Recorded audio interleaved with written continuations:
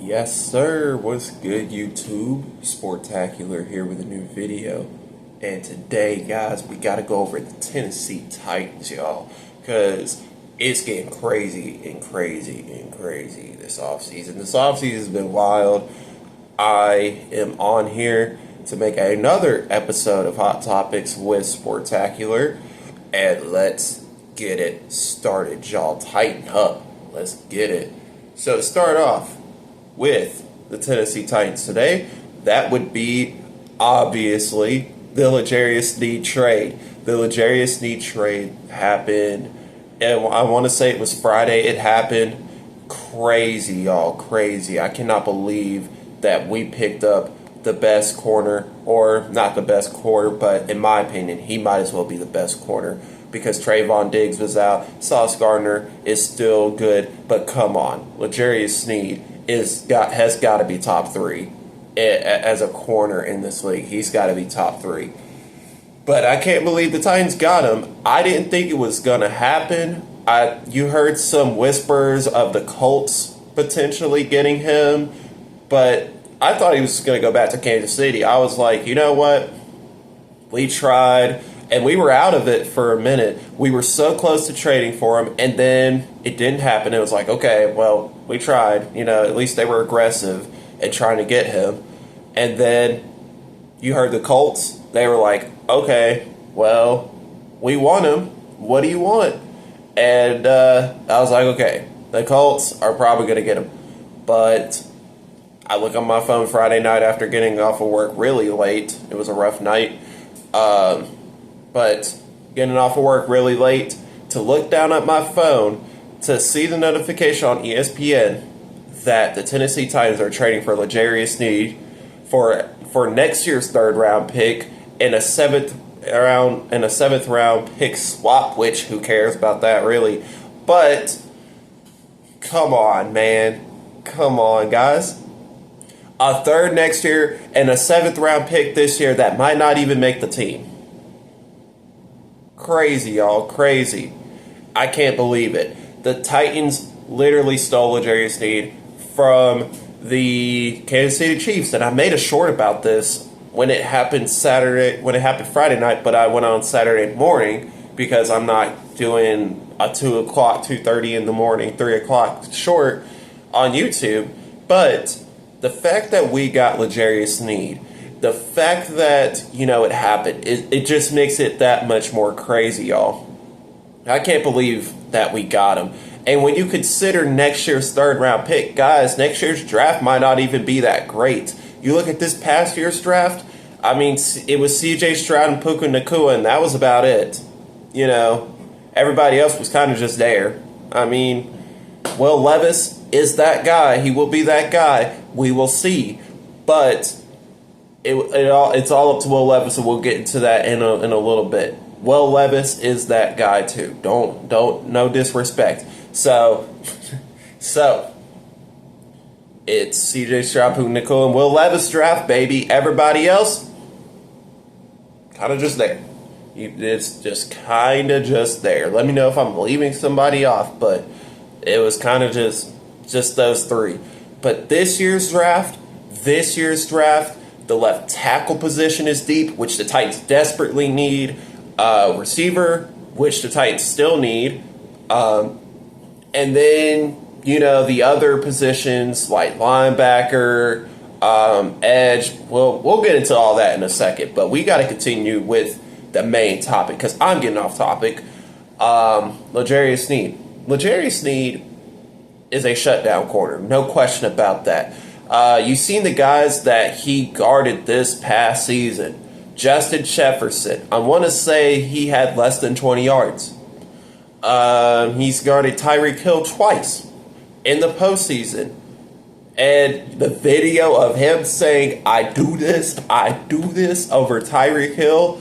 Oh my God, that was crazy. And he's guarded other receivers like Stephon Diggs, who didn't have a good day that day because of L'Jarius Sneed. He's guarded Garrett Wilson, who is an up-and-coming receiver in this league. He held Calvin Ridley, and I can't wait for those training camp battles. Those are gonna be nice. L'Jarius Sneed versus Calvin Ridley versus DeAndre Hopkins versus Traylon Burks. Yeah, Traylon Burks ain't stopping L'Jarius Sneed. We all know that. But to be honest, I love this trade. I love it. I wouldn't have liked it if we gave up this year's second or this year's, because we don't have a third round pick this year, so there was no way that the Titans could trade their third round pick this year, because we don't got one unless they're like, okay, but you have to have it. You have to have it ready. Like, you have to have a third round pick right now, and not when the draft happens, not when you plan on trading down or whatever. No, you need a third round pick right now, and we don't have that this year. Here's what I do think, though. They will do that in the draft, which I will get to in a second. I keep talking about the draft, but L'Jarius Sneed is just, like, waiting to be talked about. Okay. L'Jarius Sneed not only is a shutdown corner, but now he's got somebody on the other side who was, I believe, the number one corner for the Cincinnati Bengals last year. If it wasn't Hilton, it was Awuzie, who is also no scrub on defense. We all know that. So, L'Jarius Sneed and Awuzie on opposite sides of the field. Oh, that's going to be nice this year. That's going to be nice. You literally went from Christian Fulton and Sean Murphy-Bunting, respectfully, to, and I say only respectfully to Sean Murphy-Bunting because he wasn't the worst, but he wasn't the best either. He wasn't the best either. You went from that to now Cheeto and L'Jarius Sneed. That's an upgrade, y'all. That's an upgrade. That is a big-time upgrade for the Tennessee Titans, y'all. For years, I have been a fan of this team since I was 10 years old, because I didn't start getting into football until I was 10. And, man, we've never had a corner duo like this before. It's never happened. Maybe it happened way back when, before I was even thought of. But this season is special, y'all. I'm telling you, it's a special off season, guys. The Titans have never had a guy like Cheeto on one side and then a shutdown corner in L'Jarius Sneed on the other side. That's never happened for this franchise. It might have happened, I don't know, but it's been a long time. I think the last great, and I say close to great corner this team has ever had, might be Court Finnegan. Maybe. Because I'm not going to say Cody Sensabaugh. No. I'm trying to think of another corner that this team had. See, this is how you know the Titans have never had a really good corner, when you can't even think of one. Michael Griffin was a safety, so he doesn't count. Yeah, I can't really think of one at the top of my head. Logan Ryan, I think, was a safety with Kevin Byard. I think he was a strong safety, actually. Logan Ryan was. I could be wrong about that. Oh, yeah, we did have Malcolm Butler, but he was not really all that. I think we were too overhyped on him. I think, yeah, I definitely think he was overhyped, because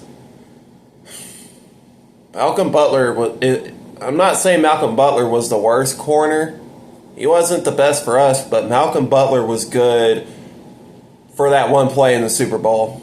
And after that, he kind of just, I wouldn't say fell off, but I think he got too much hype for that play. We took him, he was decent, but he wasn't great. And then we had an old corner. His name was Joseph, I believe, from the Houston Texans, of course. But thank God, that's over with. The Tennessee Titans now have shutdown corners, and you got Roger McCreary in the slot. Don't think I forgot about him.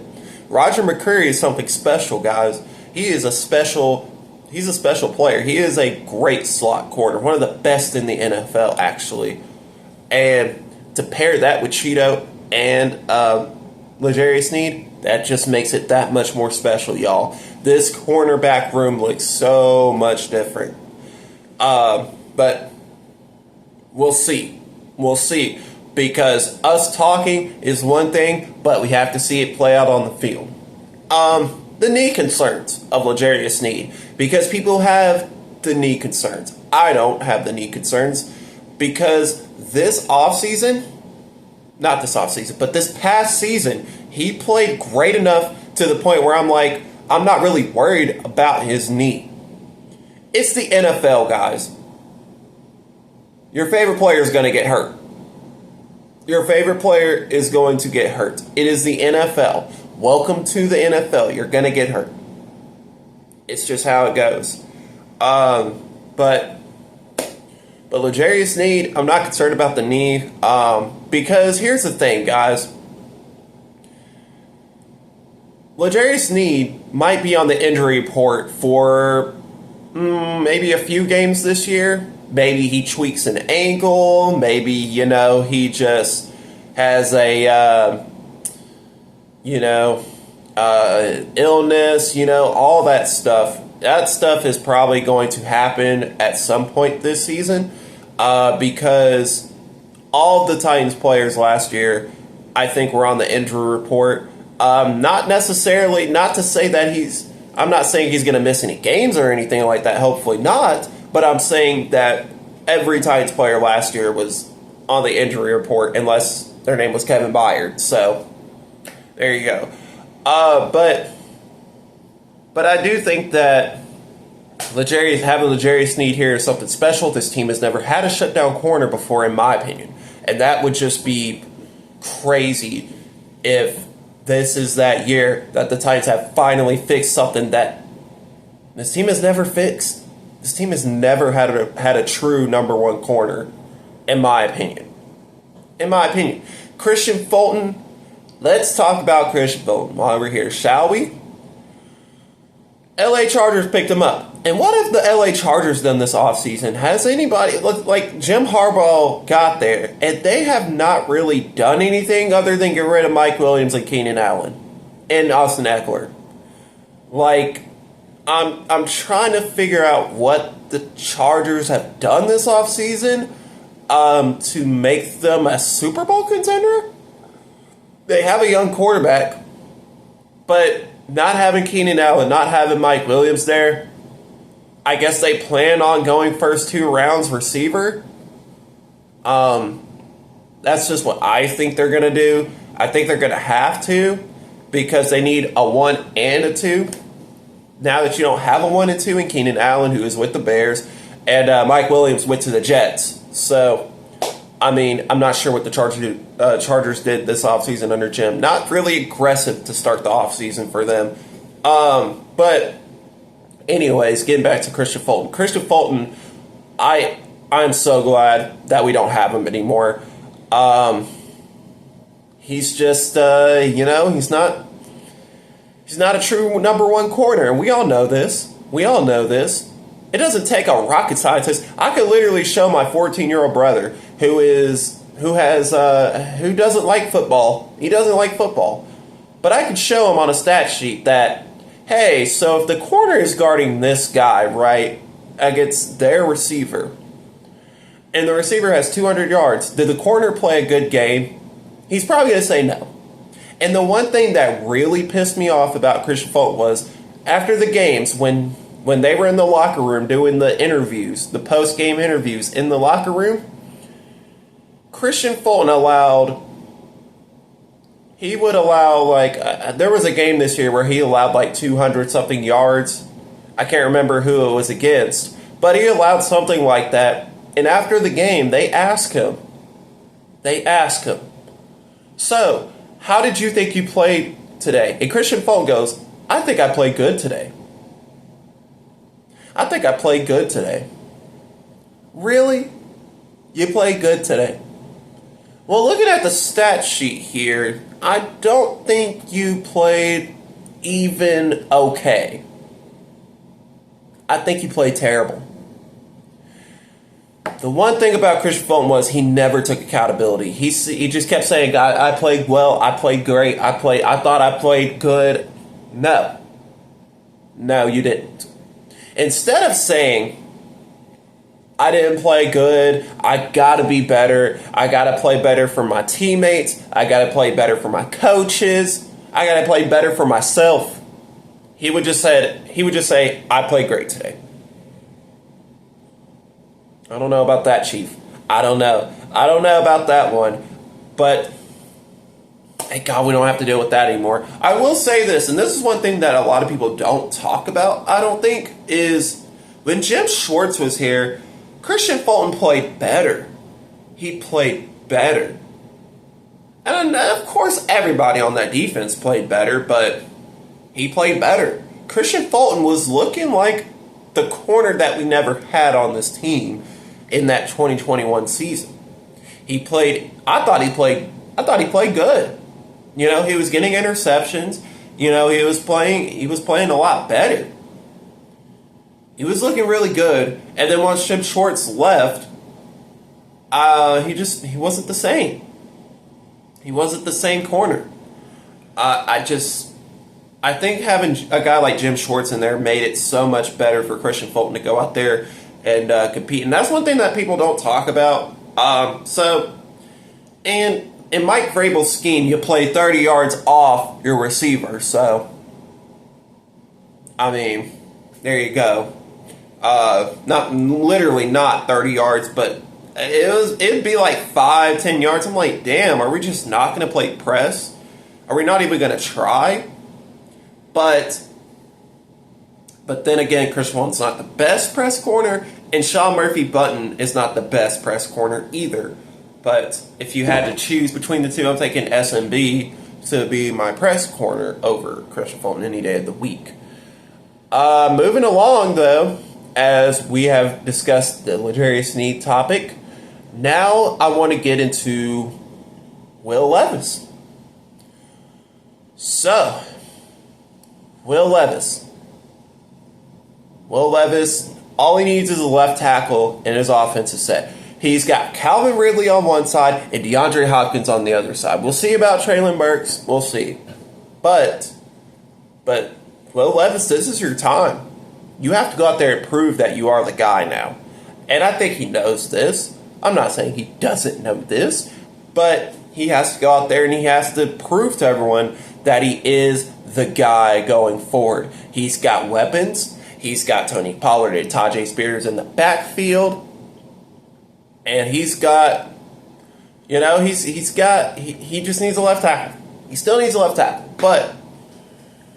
But he is, he is the guy. For this year, he's the guy. He has to go out there and prove it. But from what I saw, behind a shitty offensive line, I think he is playing excellent. And I think he's only going to get better under Brian Callahan's scheme, which I'm hoping it's a spread offense. That's what I'm hoping for. And this Titans scheme has never had a spread offense. We're so used to that play action, run the ball 30 times into a brick wall with Derrick Henry. God, Mike Vrabel. I never got that in that game. Why are we, when the Texans don't have a good pass defense, why are we running into a brick wall 30 times? Why do we keep, here you go, Derrick Henry. Just run into a brick wall. I got tired of it, man. That's how I knew Mike Vrabel wasn't a good coach.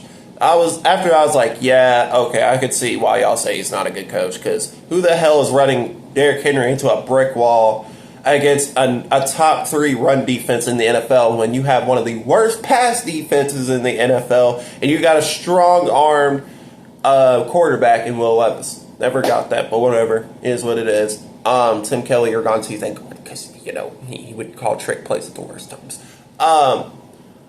But Will Levis, man, I'm telling you, if he gets a left tackle, that's going to be dangerous. Calvin Ridley and D-Hop and Tony Pollard and Tajay, we'll see. And I think Tony Pollard will be the starting running back. He has to. He's getting paid more than Tajay Spears. He has to be.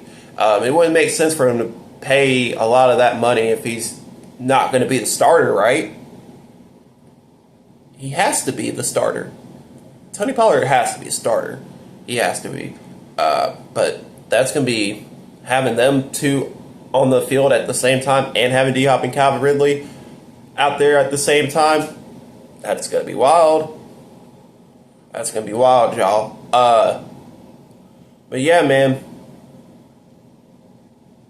You have to get him a left tackle.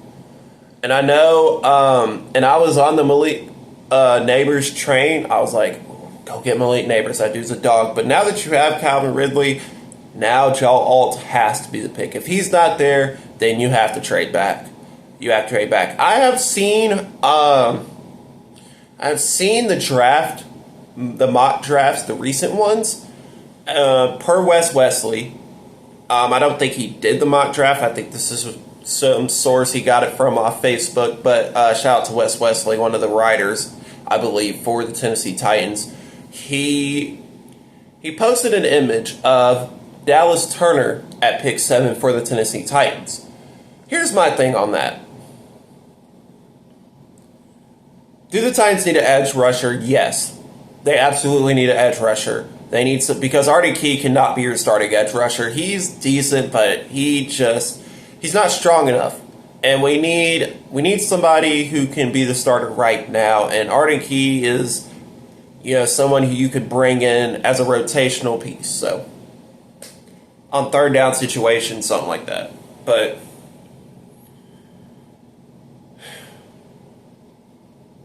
Dallas Turner is a good football player. I've watched film of him. I live in the SEC country, as you can tell by my Tennessee sweatshirt. I live in SEC country down here in Knoxville.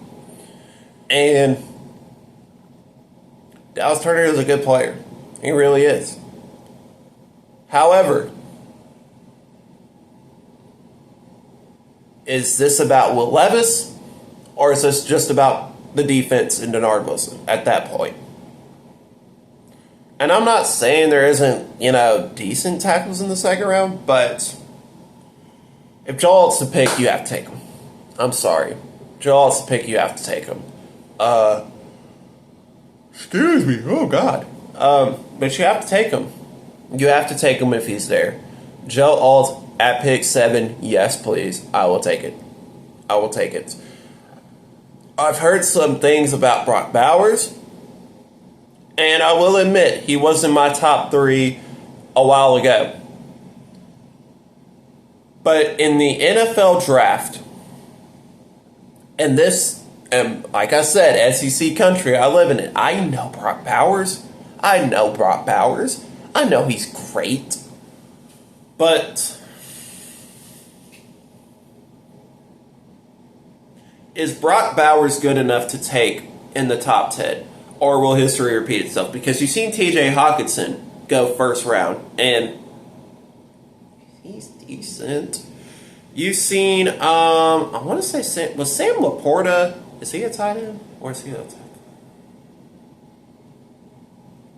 I know there was some first round tight ends I can't think of right now, but like I said, those guys who went in the first round as a tight end, they don't really have the best careers. They're not bad, but they're not great. They're not living up to the hype.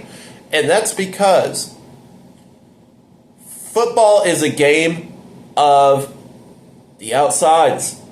You need to go to the receiver. In Brian Callahan's scheme, he is not using a tight end. He's using a tight end, but he's not gonna use Brock Bowers. I'm not saying Brock Bowers is a bad player, but I'm saying in Brian Callahan's scheme, if he doesn't utilize the tight end position, then why would he get Brock Bowers that early in the draft? It just doesn't make a lot of sense. It just doesn't fit the scheme of what the Titans. I'm not saying Brock Bowers can't be on this team. If we pick Brock Bowers, okay, I'm on board, but then you would have a lot of confused people at that point because you'd be like, what's wrong with Chig? Yes, does he drop the football? Yes, it's very frustrating. Especially the one that Will Levis threw to him in the Falcons game when he was wide open. All he had to do was turn around and go to the end zone and it's a touchdown. But I'm just saying, I just don't know if taking a tight end that early is a good idea. I just don't know. It's not the fact that Brock Bowers is a bad player. He's not a bad player. We all know this.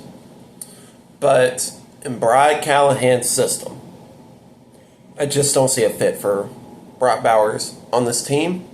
If we took him, it is what it is. We'll see. But you have to understand, in the NFL, the defensive linemen are bigger, the corners are bigger, the safety's bigger. You know, just bigger players. And Brock Bowers, I don't know if you saw the picture of him next to Gronk, but he looks smaller in that photo. Maybe it's photoshopped. I don't know. Maybe Gronk is just a big dude in person. But that concerns me a little bit. That concerns me a little bit. And I'm just not going to be taking a tight end that early if I don't have to. So, I won't if I don't have to. If I can find a hidden gem in the second or third rounds, which still you don't need to take a tight end that early, maybe the fourth round. George Kittle was a 5th round pick, I believe. Travis Kelce, I think, was a 3rd round pick, I believe. And I think Gronk was a 2nd round pick. It might be the other way around for Kelce and Gronk. I don't remember. It was a long time ago. But you can find tight ends like that in the later rounds. Especially if the Tennessee Titans are going to utilize the tight end position this offseason. They're not. They're going to keep Chig. They're going to keep Josh Whyle. They're going to run it back with them. Josh Whyle just needs to stay healthy. He's good. He just needs to stay healthy. And Chig needs to catch the ball. So, hopefully he's working on that right now as we speak. So, Will Levis has weapons. He just needs a left tackle. And we'll go from there. We'll see. We'll see. The next hot topic I want to get into, though, is... what do we want to talk about next? Calvin Ridley, of course. How could I not forget? Okay. Calvin Ridley. Love the offseason acquisition. I think he is a stud. This dude is no scrub. He is a stud on any team. He is. The Chiefs missed out on him. And, the Patriots missed out on him too. It was looking like he was going to go to the Patriots. But then the Titans just... You heard Rand Carthon. You heard Rand Carthon. I don't know if you heard Rand Carthon. He said, we are just this offseason. We're not saying nothing this time because we missed out on C.J. Stroud, who is a stud. Will Levis is a stud too. But I think the Texans would have got him anyways, so it is what it is. But getting Calvin Ridley this offseason means a lot to this team. And then now you're hearing the comparisons of the AJ situation to Calvin Ridley. Is it true that it's the same organization that did it? Yes. However, John Robinson is not the GM anymore. Mike Vrabel is not the coach anymore. We don't even have the same coaching staff. We may have 2 people on last year's coaching staff still here. It's not the same front office. It might be the same owner. It might be the same president. But it's not the same front office. If Rand Carthon and Chad Brinker were here when contract negotiations happened, they would have paid A.J. Brown his money. And here's the thing. You probably wouldn't have gave Bud Dupree $80 million now, would you?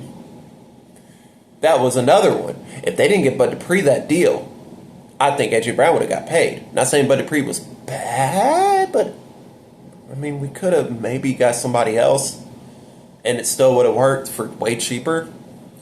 But hey, when you're trying to compete, you got to spend money. That's just how it is. I think T.J. Watt made Bud Dupree look better than he actually was, in my opinion. And look at him now. What is he up to these days? Who knows? He's actually a free agent. So if we need edge help, he's not a bad option.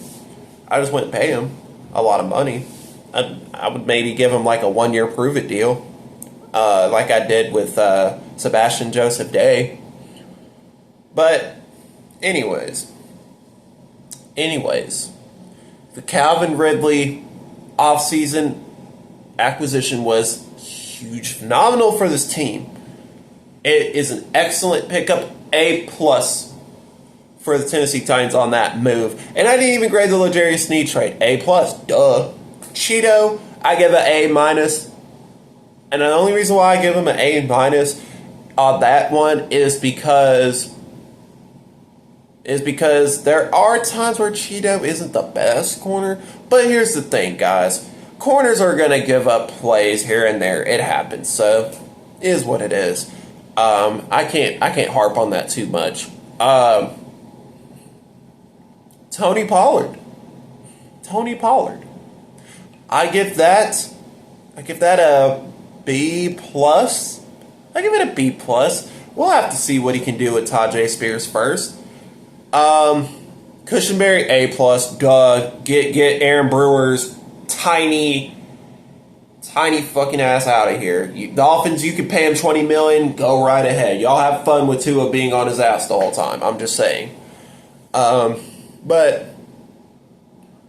yeah, I got tired of Aaron Brewer. He was too small. I can't. Excuse me. Get tired of that. There's a reason why they said, hey, I'm going to find you another team if you can't come back to us last season. Did he find a team? No. This is too small. Can't believe the Dolphins paid him. Crazy. I mean, crazy. A+ on that move. And then we're going to move to... There was another acquisition. Oh, Kenneth Murray. I give that a B-. The reason why I give that one a B- is because we'll have to see. And that's a positive grade. But we'll have to see. I might even give that one a C+. That might be my first C+ acquisition of the offseason. C+ for Kenneth Murray. And it's because... Not a great coverage guy, but he's good on blitzing, and I believe that's Denard Wilson's scheme in here, is to play aggressive. So, we'll see. So I give that one a C+. Is there any other offseason moves that I can think of? Or is that it? Calvin Ridley, L'Jarius Sneed, Lloyd Cushenberry, Kenneth Murray. Is that it?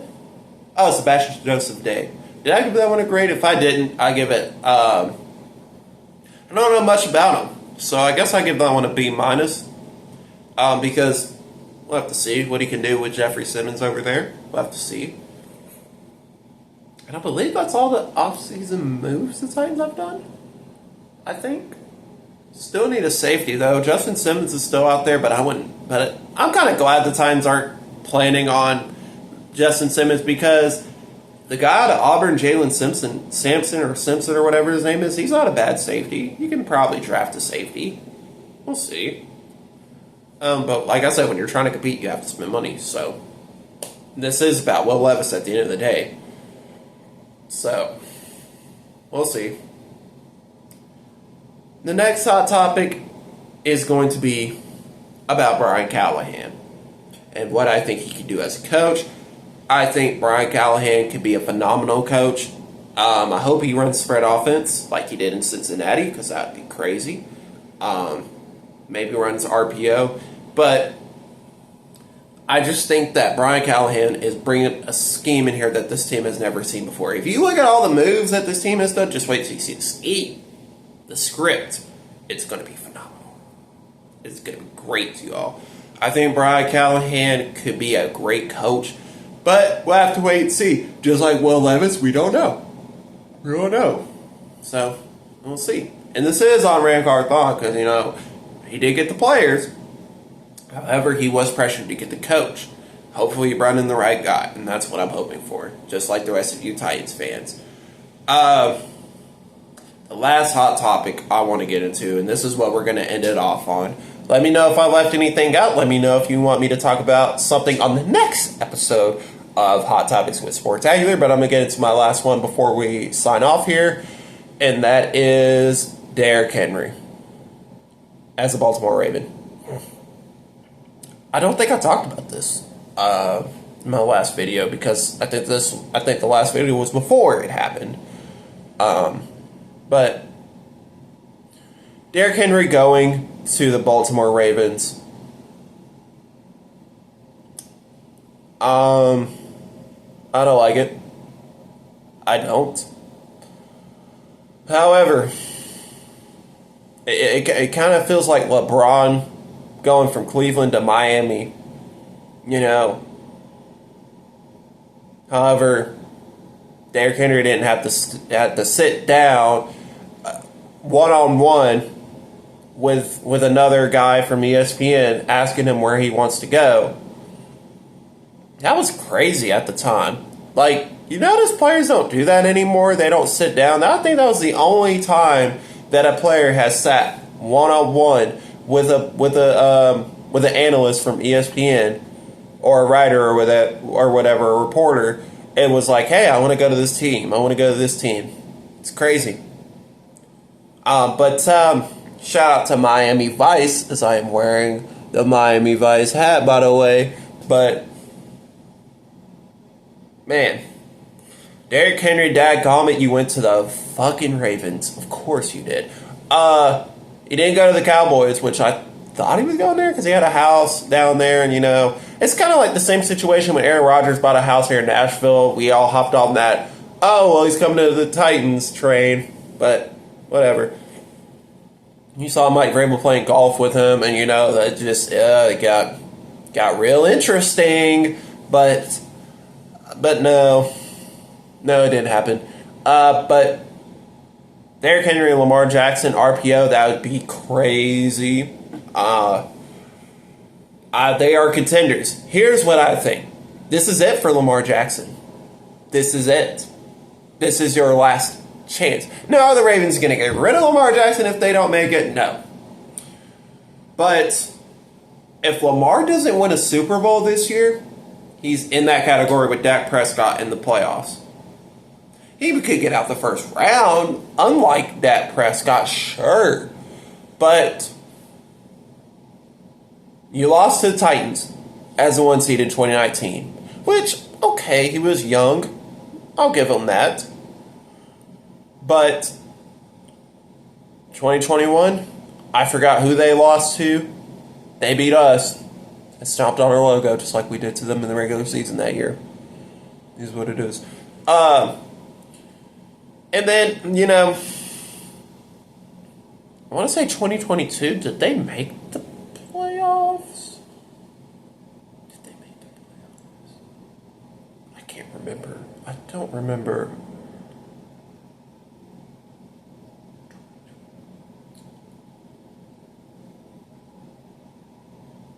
Or was it 2021? 2021 season, I don't remember if they made the playoffs or not. I don't think they did that year. The year we went, the year that we were the 1 seed, I don't think the Ravens made the playoffs. I could be wrong about that. I don't remember that one too often. My memory's too clouded by the loss of the Bengals that I can't remember that. And then in 2022, he was hurt. He was out. So it was up to Huntley, I think his name was, to go out there and win the game. And, he made the boneheaded decision to dive into the end zone at the 2-yard line and fumble the ball and says, I scored, even though he didn't. And then this past year, 2023 season, he decided to throw the football, which I think if he ran more, they probably would have won that game. You held the Chiefs, the Ravens defense. I feel so bad for them. The Ravens defense held the Chiefs to 0 points in the second half and still lost. Unbelievable, man. And guess who was out there guarding Zay Flowers and punched the ball out and saved the Chiefs? The Jarius Sneed. And we have now. Anyways, to Derrick Henry, though.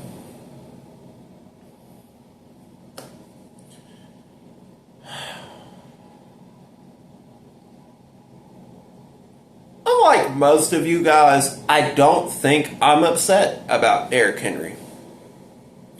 Because it was going to happen. The Titans were not in Derrick Henry's plans, probably. Did you guys think about that too? Just the whole him grabbing the mic at the end of the Jags game saying, "Thank you guys." You just knew he wasn't coming back. And then there was like, "Oh, there's a possibility." I'm like, why would he get on a microphone at the end of a game talking about, "Thank you guys for what you guys have done for me," and everything like that, if he was going to come back? Can you please explain that to me? And then people were like, "Oh, Brian Callahan wants him. Brian Callahan wants him." Guys, what's he supposed to say? What's he supposed to say? What is Brian Callahan supposed to say in that situation? What's he supposed to say? Is he supposed to be like, "Nah, Derrick Henry, he's not in our plans," you know? No. He's supposed to say that. That is what a good coach is supposed to say too, by the way. That is the professional answer. That is the right answer. So, there you go. And then, you know, Rand Carthon at the Combine, he said, the way he was talking, he was saying that, can't remember exactly what he said, but I know what he was talking about. He was talking about Derrick Henry, and he said, well, basically what he's saying was, it's looking like we're not going to get him back this year. And he's not in our long-term plans. That's essentially what he was saying. That he's not in our long-term plans. Now, he went professional about it, and obviously didn't say that to the public, but essentially you knew what he was saying. He was saying that we do not plan on bringing Derrick Henry back. And it is what it is. You know, it was we're in 2024. It was 8 great years. It was 8 great years. The first 2 were, you know, growing pains, and there were even times where it's like, okay, is Derrick Henry ready for the NFL level? He doesn't look that great. And then he went off against Jacksonville. At that point, you're like, oh yeah, this dude's for real. I love Derrick Henry for what he did for this franchise. He was a great player, but I think the Titans need to stop this whole bell cow offense and start moving in a different direction. And that's just how it is. Once I knew A.J. Brown was gone, that was the first domino to fall. And then after that, John Robinson was the next domino to fall for the A.J. Brown domino falling. And then the next domino to fall was Mike Vrabel. And then it was Derrick Henry. There you go. And now Ryan Tannehill's gone too. As the Titans have Mason Rudolph, what's the point in having him on the roster? So thank you, Ryan Tannehill and Derrick Henry. I'm glad I got to see their last game. I didn't go to the game. I probably should have. Because that was the last time we were going to see them. I knew Ryan Tannehill wasn't our guy, though. After that Bengals loss, I was like, yeah, get rid of him. I'm tired of it. I can't. But, no. A.J. Brown happened. I was like, oh, yeah, now definitely get rid of Ryan Tannehill because he doesn't have a receiver. For his sake, get rid of him. But thank you, Derrick Henry. Thank you, Ryan Tannehill, for what you guys did. Thank you, Mike Vrabel, for getting us to those playoff runs, even though we were close to a Super Bowl at one time. Just one time. And that's when we were on the Cinderella run that nobody thought we'd be on. We could have beat the Chiefs if Mike Vrabel didn't still play Call of Duty for DPs. I'm just saying. Is what it is. Anyways, that's going to do it with Hot Topic. That's going to do it for Hot Topics with Sportacular. It's been your boy Sportacular. Let me know what topics you want me to talk about in the comment section below. Subscribe, like, and comment. It's been your boy, and I'm out. Peace, y'all.